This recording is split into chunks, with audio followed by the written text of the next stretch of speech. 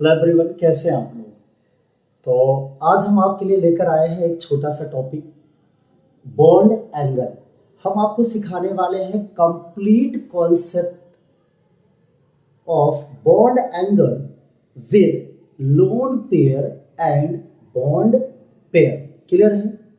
तो स्टार्ट करते हैं बिना देरी किए हुए। सब लोग कॉपी और पेन उठा लीजिएगा। मैं जो कुछ भी इंपॉर्टेंट पॉइंट बताऊंगा आपको नोट करना है और उस एग्जाम्पल की प्रैक्टिस करते रहना है। तो बिना लेट किए स्टार्ट करते हैं आज का टॉपिक, बॉन्ड एंगल। क्या होता है बॉन्ड एंगल? तो the angle between the angle between terminal atom terminal atom terminal atom जो होता है वो साइड एटम होता है, जो बॉन्डेड एटम होता है, जो बॉन्ड बनाता है। Terminal atom around terminal atom around the central atom around the central atom in a molecule in a molecule in a molecule. Clear है? Okay. So the angle between terminal atom around the central atom in a molecule is called bond angle. हम मान लेते हैं कि हमारे पास कोई एक central atom A है जो कि बॉन्ड बना रहा है X एटम के साथ। किसके साथ बॉन्ड बना रहा है? X एटम के साथ। और इसके पास एक लोन पेयर भी है। क्या है? इसके पास एक लोन पेयर भी है। तो यहाँ जो A है इसको मैंने बोला सेंट्रल एटम। क्या बोला मैंने? सेंट्रल एटम बोल दिया है। और ये जो X है ये आपका हो गया टर्मिनल एटम हो गया। क्या हो गया? ये टर्मिनल एटम हो गया। और ये आपका जो नॉन बॉन्डिंग इलेक्ट्रॉन है इसको हम बोलते हैं लोन पेयर। क्या बोलते हैं? लोन पेयर बोलते हैं। क्लियर है? और यहाँ जो A और X एटम के बीच बॉन्ड बनाने में इलेक्ट्रॉन लगा है इसको हम बोलते हैं बॉन्ड पेयर। क्या बोलते हैं? Bond pair. तो यहाँ जो terminal atom around the central atom, इस सेंट्रल एटम के अराउंड में जो टर्मिनल एटम है इसके बीच जो एंगल बन रहा है, क्या बन रहा है? एंगल। यही एंगल आपको कंपेयर करना है। क्या करना है? इस एंगल को कंपेयर करना है। क्लियर है? और इसी एंगल को बोलते हैं बॉन्ड एंगल। तो इसको नोट करिएगा। फिर आपको हम कुछ कॉन्सेप्ट बता रहे हैं, कुछ सुपर ट्रिक बता रहे हैं जिसका यूज करके आप मिनिमम 30 सेकेंड में किसी भी मॉलिक्यूल का बॉन्ड एंगल कंपेयर कर सकते हो। क्लियर है? इसको नोट करिएगा। फिर आगे डिस्कस करते हैं उस ट्रिक्स के बारे में जिसके जरिए हम लोग बॉन्ड एंगल कंपेयर कर लेंगे। ओके, इसको बिठा देते हैं।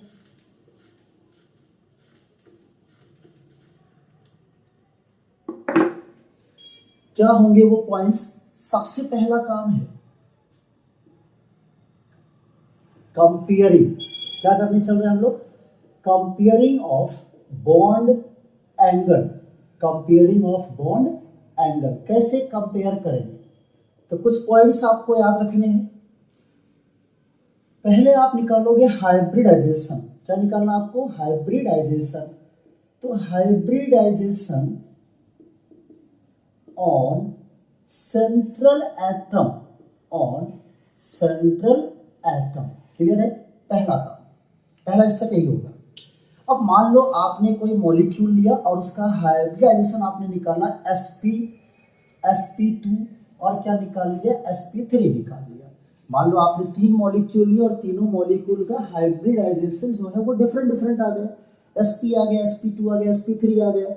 और वहां लोन पेयर भी जीरो है। लोन पेयर भी क्या है? जीरो है। तो आपका जो यहाँ बॉन्ड एंगल होगा sp के लिए वो होगा 180 डिग्री होगा, sp2 के लिए 120 डिग्री होगा और sp3 के लिए 109.5 डिग्री होगा। क्लियर है? ये आपको लर्न करके रखे रहना है। जिन लोगों को हाइब्रिडाइजेशन नहीं निकालना आता है उनको मैंने प्रीवियस वीडियो में पढ़ाया था। आप जाके वहां मेरा लेक्चर देखेंगे। आपको मैंने ट्रिक्स बता रखी है। उस ट्रिक्स का यूज करके आप किसी भी मॉलिक्यूल का हाइब्रिडाइजेशन विद इन 40 सेकेंड या उससे भी कम विद इन 20 सेकेंड आप कैलकुलेट कर सकते हो। तो वहां से आपको हाइब्रिडाइजेशन निकालना सीखना है। क्लियर है? चलो मान लेते हैं कि अगर हमने जो मॉलिक्यूल लिया है कंपेयर करने के लिए बॉन्ड एंगल, सभी मॉलिक्यूल का सेम हाइब्रिडाइजेशन आ गया, कोई भी मॉलिक्यूल लिया सबका हाइब्रिडाइजेशन क्या आ गया, सेम आ गया, तो आपका ये पॉइंट जो होगा वो यूज नहीं होगा, इसको यूज नहीं करना है। तब फिर क्या करना है, तब आपको चेक करना है नंबर ऑफ लोन पेयर। क्या चेक करना है, नंबर ऑफ लोन पेयर। तो मैंने आपको लोन पेयर भी सिखाया है हाइब्रिडाइजेशन के टॉपिक में। लोन पेयर बॉन्ड एंगल पर कैसे फर्क डालता है, तो भाई बॉन्ड एंगल जो होता है वो inversely proportional to lone pair on central atom. ये लोन पेयर कहाँ निकालना है आपको, सेंट्रल एटम पे निकालना है। तो ये क्या होगा, bond angle inversely proportional to the lone pair on central atom हो जाएगा। क्लियर है। तो भाई आपको लोन पेयर निकालना है। मान लो हमने लोन पेयर भी निकाला और हाइब्रिडाइजेशन भी निकाला। हाइब्रिडाइजेशन सभी मॉलिक्यूल का सेम आ गया और सबके सेंट्रल एटम पर लोन पेयर भी सेम सेम आ रहा है, तो आप ये दोनों पॉइंट यूज नहीं कर सकते हो। तो थर्ड पॉइंट क्या होगा जिसे आपको यूज करना है, थर्ड पॉइंट होगा इलेक्ट्रोनेगेटिविटी। थर्ड पॉइंट होगा आपका electronegativity of central atom, of central atom. तो आपको क्या निकालना है, सेंट्रल एटम की इलेक्ट्रोनेगेटिविटी चेक करनी है। कैसे चेक करोगे इलेक्ट्रोनेगेटिविटी, कैसे वो बॉन्ड एंगल को अफेक्ट करेगा। तो बॉन्ड एंगल जो होता है वो डायरेक्टली प्रोपोर्शनल होता है इलेक्ट्रोनेगेटिविटी ऑफ सेंट्रल एटम के। क्या होता है, सेंट्रल एटम के होता है। भाई आपको पीरियोडिक टेबल चैप्टर पढ़ाया गया होगा और वहां इलेक्ट्रोनेगेटिविटी का ऑर्डर पढ़ाया गया होगा। क्या बताया गया था, अगर साइज डिक्रीज होगी तो आपकी जो इलेक्ट्रोनेगेटिविटी होती है वो क्या होती है, इंक्रीज होती है। तो भाई किसी पीरियोडिक टेबल में अगर हम मूव करें लेफ्ट टू राइट पीरियड में, कैसे मूव करें, in period left to right, तो साइज डिक्रीज होती है और इलेक्ट्रोनेगेटिविटी उस एलिमेंट की क्या होती है, इंक्रीज हो जाती है। लेकिन अगर मैं ग्रुप में जाऊं डाउनवर्ड, ग्रुप में डाउनवर्ड अगर मूव करूं तो साइज इंक्रीज होगी और इलेक्ट्रोनेगेटिविटी क्या होगी, डिक्रीज होगी। क्लियर है, ओके। और इलेक्ट्रोनेगेटिविटी क्या होती है, the tendency to attract electron of shared pair electron. मतलब ये जो बॉन्ड पेयर होता है, जो इलेक्ट्रॉन बनाने में बॉन्ड पार्टिसिपेट करते हैं, उस इलेक्ट्रॉन को एलिमेंट अपनी ओर खींचता है। उसी प्रोसेस को या उसी टेंडेंसी को, जो इलेक्ट्रॉन खींचने की टेंडेंसी है, उसी को बोलते हैं इलेक्ट्रोनेगेटिविटी। लेकिन आपको यहाँ डेफिनेशन से मतलब नहीं है, यहाँ आपको इलेक्ट्रोनेगेटिविटी फाइंड आउट या कंपेयर करना आना चाहिए। क्लियर है। नेक्स्ट पॉइंट है आपका, लास्ट पॉइंट है कि भाई अगर ये नहीं होगा तो क्या करेंगे हम। मान लो अगर कोई हाइब्रिडाइजेशन भी सेम है, लोन पेयर भी उस पर सेम है और उसका सेंट्रल एटम भी सेम है, तो उसकी इलेक्ट्रोनेगेटिव भी अपने आप सेम हो जाएगी। क्लियर है, क्लियर है। तो अब आप क्या करोगे, आपको फोर्थ पॉइंट यूज करना है electronegativity, electronegativity of, electronegativity of, electronegativity of terminal atom, of terminal atom, terminal atom. Sir इससे कैसे पता चलेगी इलेक्ट्रोनेगेटिविटी टर्मिनल एटम की, बॉन्ड एंगल के बारे में। तो यहाँ जो बॉन्ड एंगल होगा वो इनवर्सली प्रोपोर्शनल होगा इलेक्ट्रोनेगेटिविटी ऑफ टर्मिनल एटम के, ऑफ टर्मिनल एटम के। क्लियर है। तो ये 4 पॉइंट्स हैं जिसको आपको हर बार यूज करना है। अगर सभी मॉलिक्यूल में हाइब्रिडाइजेशन सेम आ गया तो पहला पॉइंट कैंसिल हो जाएगा, तब आप चेक करोगे लोन पेयर। अगर लोन पेयर भी सेम आ गया तो पहले दूसरा पॉइंट भी कैंसिल। फिर आप चेक करोगे इलेक्ट्रोनेगेटिविटी ऑफ सेंट्रल एटम। अगर सेंट्रल एटम सेम आ गया, सेंट्रल एटम कौन होता है, list number of atom, central atom. तो भाई सेम एटम होगा तो इलेक्ट्रोनेगेटिविटी भी सेम होगी, तो आप थर्ड पॉइंट भी हटा दोगे, फोर्थ पॉइंट यूज करोगे। क्लियर है। इसको नोट करिएगा सब लोग। ओके, अब आपको एक लास्ट टॉपिक याद रखना है, लास्ट पॉइंट याद रखना है, रिपल्सन ऑर्डर। क्या याद रखना है, रिपल्सन ऑर्डर। ये ऑर्डर मैंने आपको डेस्पर थ्योरी में जब शेप बताया गया था मॉलिक्यूल का, तब भी आपको रिपल्सन ऑर्डर के बारे में बताया गया था। क्या याद रखना repulsion order, lone pair more repulsion than lone pair bond pair उससे कम रिपल्सन होगा लोन पेयर और बॉन्ड पेयर में, और सबसे कम रिपल्सन किस में होता है, बॉन्ड पेयर में होता है। क्लियर है? बॉन्ड पेयर कौन होता है, जो टर्मिनल एटम बॉन्ड बनाता है इलेक्ट्रॉन शेयर करके, वहां जो इलेक्ट्रॉन शेयर्ड होते हैं बॉन्ड फॉर्मेशन में वो बॉन्ड पेयर होते हैं, और जो इलेक्ट्रॉन बॉन्ड फॉर्मेशन में पार्टिसिपेट नहीं करते हैं वो क्या होते हैं, लोन पेयर होते हैं। क्लियर है? तो आपको ये 4 इंपॉर्टेंट पॉइंट्स, जो 4 ट्रिक्स आपको बताई गई है बॉन्ड एंगल कंपेयर करने के लिए, वो और आपको ये रिपल्सन ऑर्डर, इतना पहले सब लोग नोट करिएगा, और ये सबको याद होना चाहिए, तभी आप बॉन्ड एंगल कंपेयर कर पाओगे, अदरवाइज कंपेयर नहीं कर पाओगे। क्लियर है? ओके, नोट करिएगा।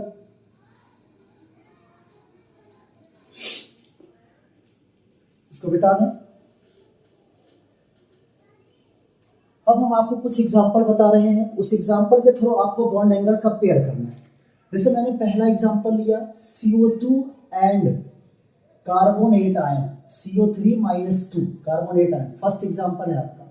क्या निकालना है आपको, सबसे पहले हाइब्रिडाइजेशन निकालना है, और लोन पेयर भी काउंट कर लेना है। तो वही हाइब्रिडाइजेशन जब इसका निकालेंगे तो क्या आएगा, sp आएगा, और इसका क्या आएगा, sp2 आएगा। कैसे निकालना, उसके लिए मैंने आपको वीडियो पढ़ा रखा है, वीडियो बना रखा है, आपको पढ़ाया गया वहाँ पे, वहाँ जाके आपको हाइब्रिडाइजेशन अच्छे से जो ट्रिक्स बताई गई उसको सीख लेना। क्लियर है? अब देखो लोन पेयर यहाँ निकाल लेते हैं। लोन पेयर कैसे निकालता है भाई, hybrid orbital minus surrounding atom, मतलब टर्मिनल एटम। कितने ऑर्बिटल यूज हुए हैं, एक s का यूज हुआ है, एक p का, 2 यूज हुआ है। यहाँ कार्बन सेंट्रल एटम है और इसके सराउंडिंग कौन है, ऑक्सीजन है, तो कितने हैं, 2 है। तो भाई 2 ऑर्बिटल है हाइब्रिड और 2 सराउंडिंग एटम है, माइनस करोगे तो क्या हो जाएगा, 0 आ जाएगा। यहाँ कितने हैं, 3 है, 2p का है, एक s का है, 3 है, और यहाँ 3 कार्बन है, एक कार्बन के साथ 3 ऑक्सीजन लगा है जो कि सराउंडिंग एटम होगा, तो 3 - 3 करोगे तो यहाँ पर भी लोन पेयर क्या आ जाएगा, 0 आ जाएगा। देखो हाइब्रिडाइजेशन सबका अलग अलग है और लोन पेयर इस पर है नहीं, तो आपको बॉन्ड एंगल यही हो जाएगा जो बताया गया था। तो यहाँ कार्बन डाइऑक्साइड का बॉन्ड एंगल क्या हो जाएगा, 180 डिग्री हो जाएगा फिक्स है, और यहाँ जो बॉन्ड एंगल होगा वो कितना हो जाएगा, 120 डिग्री हो जाएगा। क्लियर है? कैसे होगा भाई, ये कार्बन है आपका, इस तरीके से हम स्ट्रक्चर बना लेंगे कार्बोनेट आयन का। क्लियर है? तो यहाँ जो एंगल बन रहा है वो कितना बन रहा है, 120। अगर मैं कार्बन डाइऑक्साइड की बात करूँ तो कुछ इस तरीके से होगा। क्लियर है? तो यहाँ एंगल कितना बन रहा है, 180 का बन रहा है। बात समझ में आए? चलो अगला एग्जाम्पल लेते हैं, इसको मिटा दे, नोट कर लीजिएगा।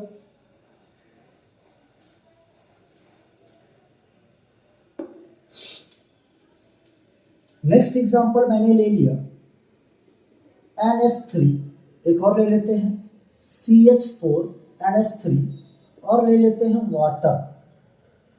अब देखो यहाँ हाइब्रिडाइजेशन सबसे पहले निकालना है, तो सबका हाइब्रिडाइजेशन जब आप निकालोगे तो क्या आएगा, sp3, इसका भी क्या आएगा, sp3, इसका भी क्या आएगा, sp3 आ गया। क्लियर है? देखो सब में हाइब्रिडाइजेशन सेम आ गया, तो सेम आने पर पहला पॉइंट आप यूज नहीं कर सकते हो। दूसरे पॉइंट पे आते हैं, क्या निकालना है, लोन पेयर। कैसे निकालोगे, hybrid orbital minus surrounding atom, तो यहाँ कितने हाइब्रिड ऑर्बिटल हैं, 3p का 1 इसका 4 है, तो 4 - 4 करोगे, यहाँ सराउंडिंग एटम 4 है ना, तो लोन पेयर कितना आएगा, 0 आ जाएगा। यहाँ लोन पेयर कितना आएगा, 1 आ जाएगा। यहाँ लोन पेयर कितना आएगा, 2 आएगा। तो देखो यहाँ हाइब्रिडाइजेशन तो सेम था तो हमने हटा दिया उसको। अब हमने लोन पेयर देखा, तो लोन पेयर देखने पर हुआ ये कि वाटर में लोन पेयर ज़्यादा है, तो भाई लोन पेयर अगर बढ़ेगा सेंट्रल एटम पर तो यहाँ बॉन्ड एंगल क्या होगा, कम हो जाएगा। सेंट्रल एटम कौन था, ऑक्सीजन था, तो इसके पास 2 लोन पेयर आ गए। यहाँ सेंट्रल एटम लिस्ट नंबर में नाइट्रोजन है, तो यही होगा सेंट्रल एटम, लोन पेयर 1 आ गया। क्लियर है? 1 लोन पेयर मतलब 2 इलेक्ट्रॉन, और यहाँ लोन पेयर है। क्लियर है? तो अगर मैं इसके ज्योमेट्री की बात करूँ भाई, तो CH4 की जो ज्योमेट्री होती है वो टेट्राहेड्रल होती है, और इनका एंगल होता है 109.5 डिग्री का होता है। लोन पेयर है नहीं तो बॉन्ड एंगल फिक्स हो जाएगा। लेकिन अगर मैं अमोनिया की बात करूं, किसकी बात करूं, अमोनिया की, तो भाई अमोनिया के पास एक लोन पेयर है। क्या है, एक लोन पेयर है, और यहाँ बॉन्ड पेयर कितने हैं, 3 हैं। तो अभी आपको बताया गया लोन पेयर और बॉन्ड पेयर में क्या होता है, रिपल्सन होता है। क्या होता है, रिपल्सन। तो ये जो लोन पेयर है ना, ये इस बॉन्ड पेयर को रिपल करेगा। क्या करेगा, इसको रिपल करेगा।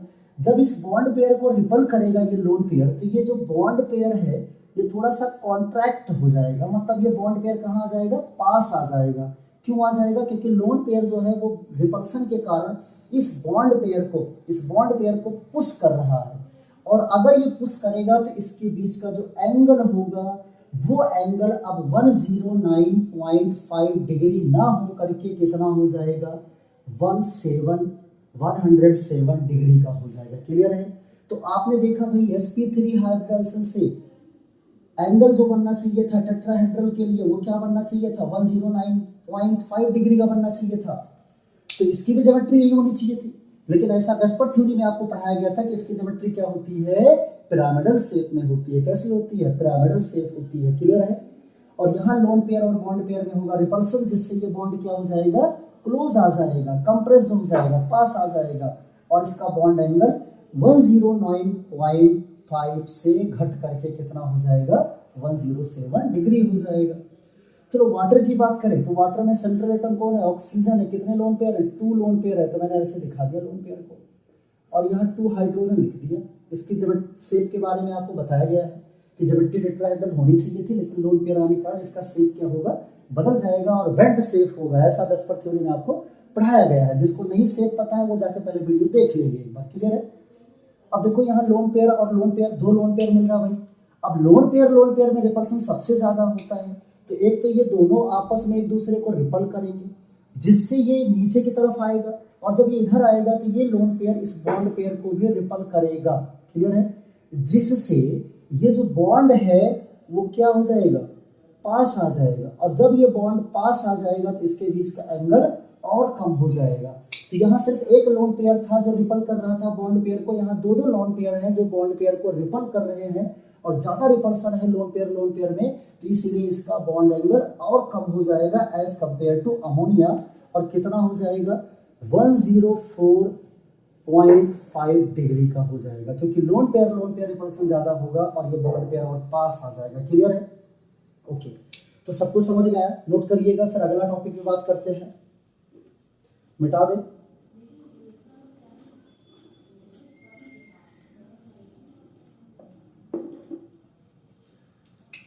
अगला आपको दिया गया एग्जांपल NH3, क्या दिया गया, NH3 दिया गया, PH3 दिया गया, ASH3 दिया गया, SBH3 दिया गया। अब देखो यहां पर सबका हाइब्रिडाइजेशन sp3 होगा। क्या होगा, sp3 होगा। क्लियर है? और आपको लोन पेयर भी निकालना बता दिया गया है। लोन पेयर कैसे निकालोगे, तो इन सब का लोन पेयर भी क्या आ गया, 1 आ गया।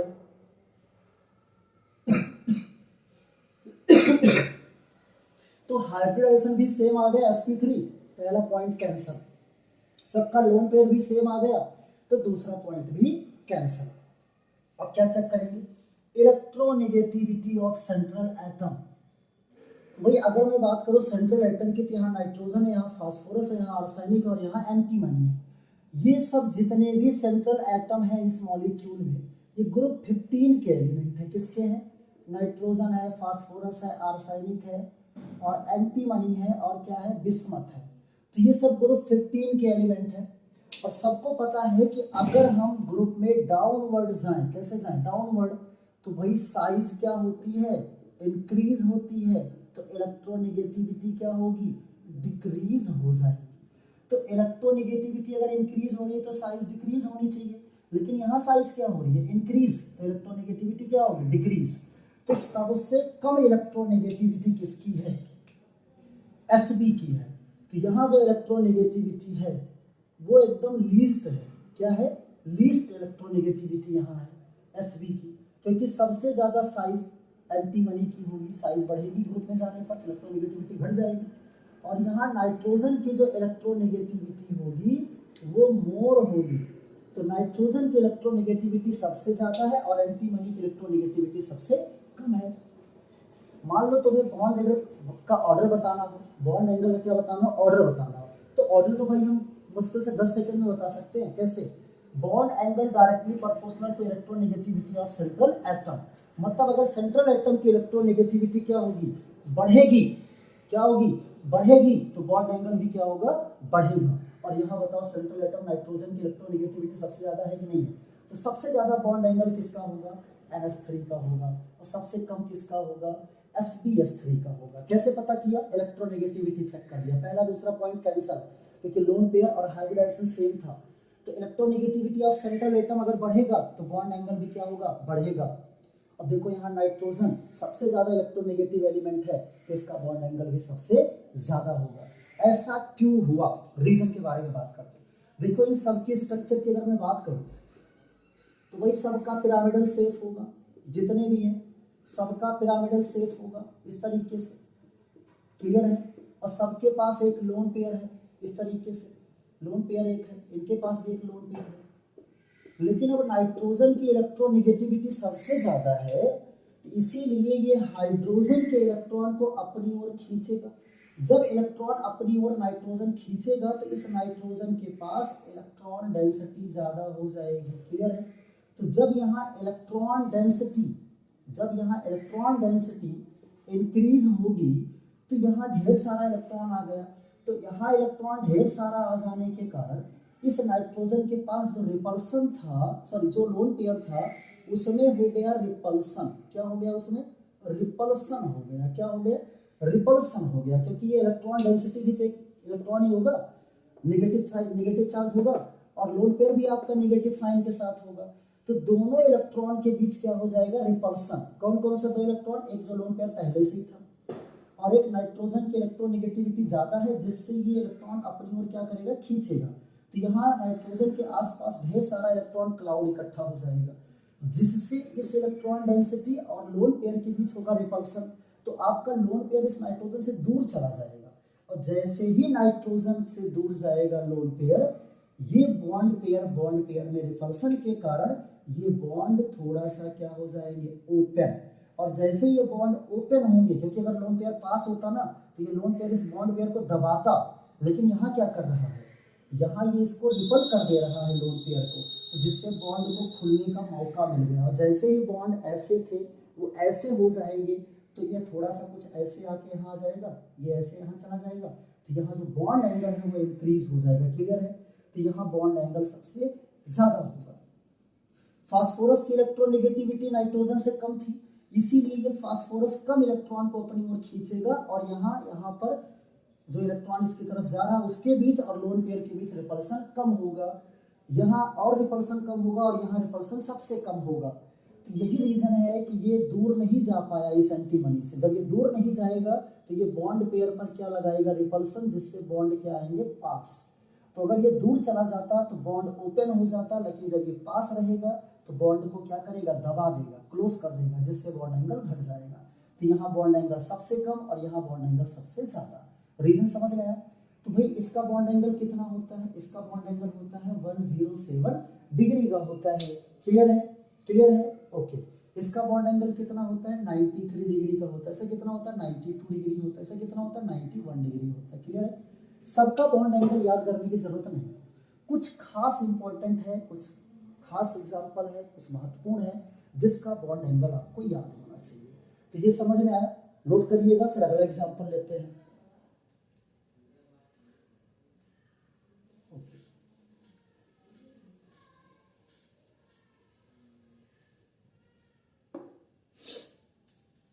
अगला एग्जाम्पल है PF3 PCl3 PBr3 और PI3, ऐसे कोई भी ले लेंगे। अब देखो इन सबका अगर मैं हाइब्रिडाइजेशन निकालूं, क्या निकालूं, इन सबका हाइब्रिडाइजेशन निकालूं, तो सबका सेम हाइब्रिडाइजेशन आने वाला है, sp3 sp3। अब हमें क्या चेक करना, सेकंड पॉइंट। तो भैया सबके पास लोन पेयर भी सेम आने वाला है, तो लोन पेयर भी सेम हो गया, 1 1 आ रहा है, ये भी पॉइंट कैंसल।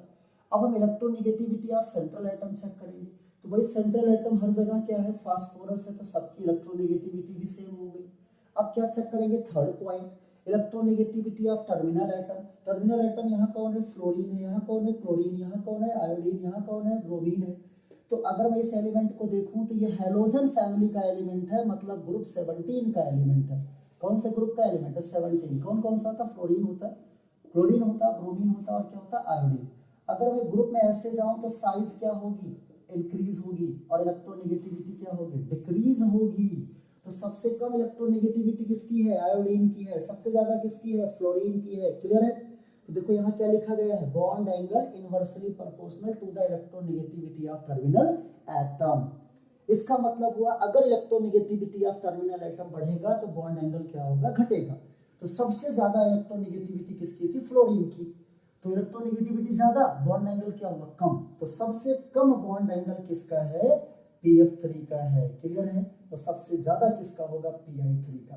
तो ये रहा आपका correct order of bond order. Clear है, क्लियर है, ओके। पता करते हैं रीजन क्या था। भाई अगर मैं इसके स्ट्रक्चर की बात करूं तो सबकी स्ट्रक्चर पिरामिडल शेप में होगी। कैसे शेप में होगी, पिरामिडल शेप में होगी। सबकी स्ट्रक्चर कैसी होगी, पिरामिडल शेप में होगी। वेस्पर थ्योरी में पढ़ाया गया है आपको, जितने भी हैं सबकी स्ट्रक्चर कैसी होगी, पिरामिडल शेप में होगी। क्लियर है, क्लियर है, ओके। अब देखो यहाँ पर लोन पेयर सबके पास सेम है, सराउंडिंग एटम डिफरेंट डिफरेंट है, सेंट्रल एटम सेम है, हाइब्रिडाइजेशन सेम है। तो हमारा सारा फोकस टर्मिनल एटम पे आ गया। भाई टर्मिनल एटम की इलेक्ट्रोनेगेटिविटी ज़्यादा है। जब इसकी इलेक्ट्रोनेगेटिविटी ज़्यादा है तो फास्फोरस और फ्लोरीन के बीच जो बॉन्ड पेयर थे, जो इलेक्ट्रॉन बॉन्ड फॉर्मेशन में पार्टिसिपेट कर रहे थे, वो किसकी तरफ जा चले जाएंगे, फ्लोरीन की तरफ, क्योंकि फ्लोरीन की इलेक्ट्रोनेगेटिविटी ज़्यादा है। अब फ्लोरीन की इलेक्ट्रोनेगेटिविटी ज़्यादा होने के कारण फ्लोरीन शेयर्ड पेयर इलेक्ट्रॉन को अपनी ओर खींचेगा। जब ये इलेक्ट्रॉन को अपनी ओर खींचेगा तो यहाँ का जो इलेक्ट्रॉन था, फास्फोरस और फ्लोरीन के बीच जो बॉन्ड पेयर का इलेक्ट्रॉन था, वो किसके पास आके इकट्ठा हो गया, फ्लोरीन के पास आके इकट्ठा हो गया। जिससे हुआ क्या, हुआ ये कि यहाँ जो इलेक्ट्रॉन था इस बॉन्ड के पास, वो इलेक्ट्रॉन चला गया फ्लोरीन के पास। तो यहाँ जो इलेक्ट्रॉन डेंसिटी है वो इलेक्ट्रॉन डेंसिटी हो गई कम। और जब इलेक्ट्रॉन डेंसिटी कम हो गई तो आपको बताया गया था कि बॉन्ड पेयर में रिपल्सन तो वैसे ही सबसे कम होता है। ऊपर से जो बॉन्ड पेयर का इलेक्ट्रॉन था वो फ्लोरीन की ओर अट्रैक्ट हो गया, तो बीच में इलेक्ट्रॉन डेंसिटी कम हो गई, जिससे रिपल्सन और भी कम हो गया। और जब रिपल्सन और भी कम हो गया इन दोनों बॉन्ड के बीच, तो ये लोन पेयर जो इसको बॉन्ड पेयर को दबा रहा था, ये और ज्यादा इसको पास कर देगा। क्लियर है। क्योंकि अगर ये फ्लोरीन इलेक्ट्रॉन को ना खींचता तो थोड़ा बहुत इनके बीच रिपल्सन होता, जिससे ये बॉन्ड इस लोन पेयर के कारण कम पुश होता। लेकिन अब ये इलेक्ट्रॉन यहाँ चला आया तो ये इसको ऑलरेडी पुश कर रहा था, यहाँ इलेक्ट्रॉन डेंसिटी बची नहीं, तो ये ऑलरेडी और ज़्यादा पुश हो जाएंगे। जब और ज़्यादा पुश हो जाएंगे तो इनके बीच का जो एंगल होगा वो सबसे कम हो जाएगा। लेकिन अगर मैं बात करूँ Pi3 की, किसकी बात करूँ, Pi3 की बात करूँ, तो आयोडीन की इलेक्ट्रोनेगेटिविटी सबसे कम है। मतलब वो इस इलेक्ट्रॉन को, ये जो इलेक्ट्रॉन है यहाँ पर, यहाँ का जो इलेक्ट्रॉन है उसको ज़्यादा स्ट्रांगली अट्रैक्ट नहीं कर पा रहा है। मतलब यहाँ इलेक्ट्रॉन डेंसिटी कुछ न कुछ प्रेजेंट रहेगी, जिससे इनका आपस में भी रिपल्सन होगा। और लोन पेयर इनको पुश भी कर रहा है, तो भाई इनके आपस के रिपल्सन के कारण ये जो लोन पेयर है ये इतना ज़्यादा इन दोनों को पुश नहीं कर पाएगा जितना कि फ्लोरीन में पुश कर रहा है। फ्लोरीन में क्यों कर रहा था, क्योंकि यहाँ का इलेक्ट्रॉन यहाँ चला गया, यहाँ इलेक्ट्रॉन कम बचा है, तो यहाँ इलेक्ट्रॉन बचा ही नहीं, तो इनका आपस का रिपल्सन खत्म। सिर्फ किसका रिपल्सन रह गया, लोन पेयर और बॉन्ड पेयर का, जिससे ये बॉन्ड पास आ गया। लेकिन यहाँ ये आयोडीन उतना ज़्यादा इलेक्ट्रॉन को अट्रैक्ट नहीं कर रहा है, जिससे यहाँ इलेक्ट्रॉन डेंसिटी प्रेजेंट रहेगी और इनका कुछ तो आपस में रिपल्सन होगा, जिससे ये लोन पेयर इस बॉन्ड पेयर को रिपल्सन के कारण ज़्यादा पुश नहीं कर पाएगा। जब ज़्यादा पुश नहीं कर पाएगा तो ये बॉन्ड जो है इनके बीच का जो एंगल होगा वो इस फ्लोरीन यहाँ PF3 के कंपेयर में ज़्यादा हो जाएगा। क्लियर है, ओके। तो नोट करिएगा इसको सब लोग। तो ऑर्डर सबको समझ में आया, कैसे ऑर्डर हमें निकालना है, क्लियर है, हो गया। चलिए तो नेक्स्ट मॉलिक्यूल लेते हैं।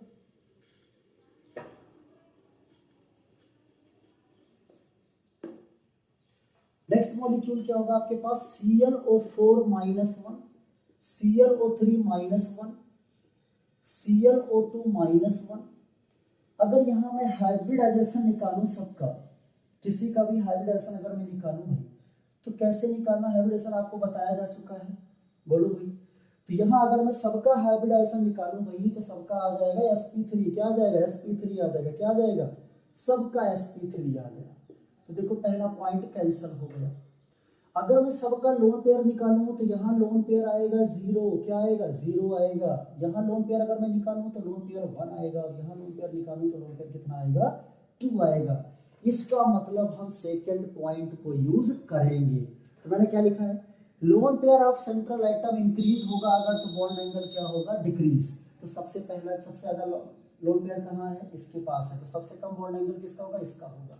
तो इसका बॉन्ड एंगल सबसे कम हो गया, क्लियर है। और सबसे ज्यादा किसका हो गया, ClO4 का हो गया, और सबसे कम किसका हो गया, ClO2 का हो गया। आपको ये पॉइंट अप्लाई करना पड़ेगा, क्लियर है। और आप याद रखें ना, इस पॉइंट को सीक्वेंस में यूज करना है, पहले एक एक चेक करना। अगर पहला चेक करना है आपको, पहला नहीं हो रहा तब दूसरा करना, दूसरा नहीं हो रहा तब तीसरा, तीसरा नहीं हो रहा तो चौथा। ऐसा ना हो कि आप बीच में से कोई पॉइंट उठा लोगे, क्लियर है। प्रैक्टिस करोगे सब याद हो जाएगा, आपको सीक्वेंस में यूज करना है। अगला एग्जांपल था हमारे पास H2O है, H2S है, H2Se है, क्लियर है। और क्या है, H2Te है।